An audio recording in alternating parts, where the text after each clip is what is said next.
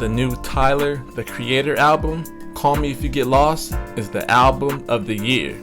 Essentially, it's a Gangsta Grillz album.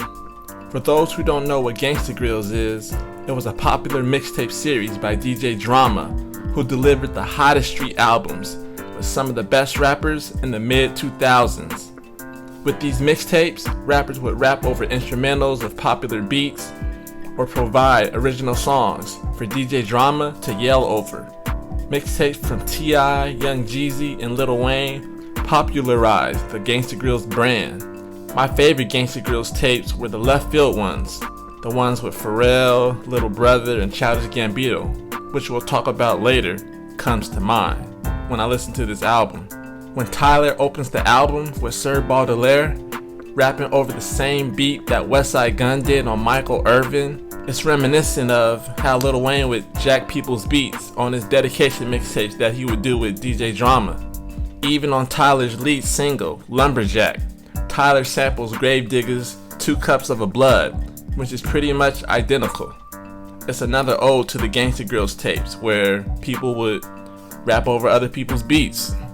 On this album, Tyler proves that he is one of the best artists in the game and he's one of the best rappers. The raps are more mature and less offensive from when he first arrived on the scene, but also he's inspiring and braggadocious. But it's not bragging for the sake of bragging, he's just stating facts, coming to terms with how far he's come and his success. It made sense for Tyler to get back to rapping fully on Call Me If You Get Lost. His last 2 albums were both eclectic, alternative, and soulful with the sounds and melodies. The beats on this album are off the wall, sounding like something the Neptunes or Timbaland would make. And it has a traditional hip-hop sound that would please backpack purists. But this isn't purely boom bap. There's still the unique ingredients of what Tyler has been offering on his last 2 albums. Those R&B pop sensibilities he's developed into his signature sound. I love a risk taker, and Tyler is that. With his production choices, the beats he makes are versatile. He's not afraid to try different things and bring in other musicians and producers to add to his masterpiece. I appreciate an artist who doesn't stick to a niche. I love seeing artists over Tyler's production too. 42 Doug, NBA Youngboy, Lil Uzi Vert all make lovely appearances. Lil Wayne kills as well, making Hot Wind Blows his 3rd collaboration with Tyler to date. In the song Wilshire, which clocks in at 8 minutes, Tyler explains in depth how he fell for a woman who belonged to a friend. It's very heartfelt and vulnerable, and one of the best songs on the album, if not the best. At 16 tracks, the album could be split into 2. The first half is more aggressive and bold, and the second half is a little more mellow. The cutoff comes at Sweet, I Thought You Wanted to Dance, a nearly 10-minute song that's 2 for 1. Sweet is an R&B pop joint that features Brent Faiyaz, and I Thought You Wanted to Dance is a reggae jam. The transition in the album's tone reminds me of Childish Gambino's Stone Mountain Kawaii project that could be played together and played separately.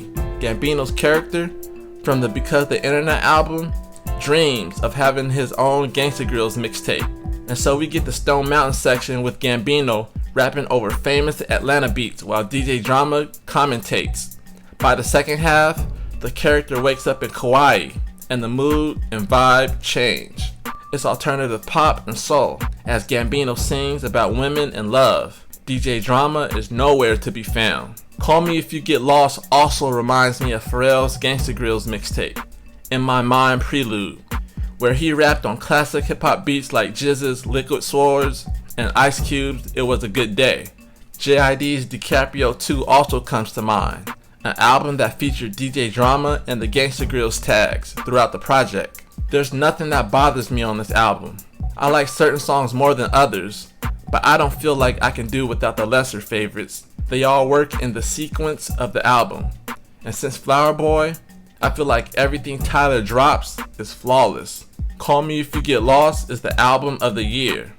The only person who could top this album is Kendrick Lamar, if he drops some music this year.